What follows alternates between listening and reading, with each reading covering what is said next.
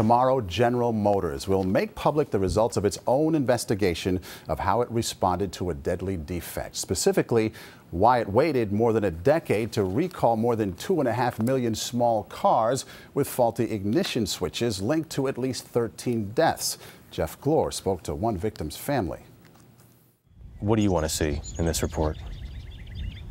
The truth. Rhonda Erickson's son, Mikale, a father of 2 young children, died in November 2004. He was riding in this Saturn Ion when the car went off the road in the middle of the day in Texas. There were no skid marks. There was no obvious cause. His fiancee, Candice Anderson, was driving. The car went up this way and off into the brow right here. The airbags did not deploy. Anderson was thrown through the windshield and barely survived. You didn't just deal with the injuries, you dealt with an investigation. The emotional guilt all these years. You know, it's been a question if I was at fault for his death, and I've carried it for so long. Anderson did have a trace amount of anti-anxiety medication in her system, but no other drugs or alcohol. She was charged with manslaughter and pleaded guilty to criminal negligent homicide.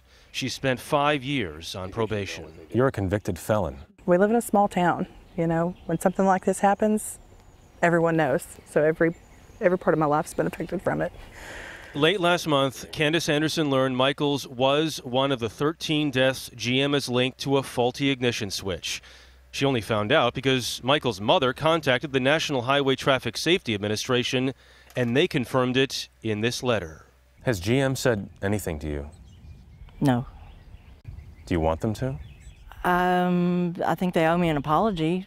They can't give me my son back, but I mean, they could at least give me an apology.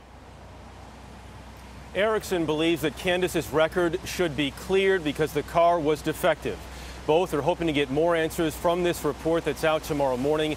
GM CEO Mary Barr will speak to employees first, then reporters. Maurice? Jeff Glor in Detroit.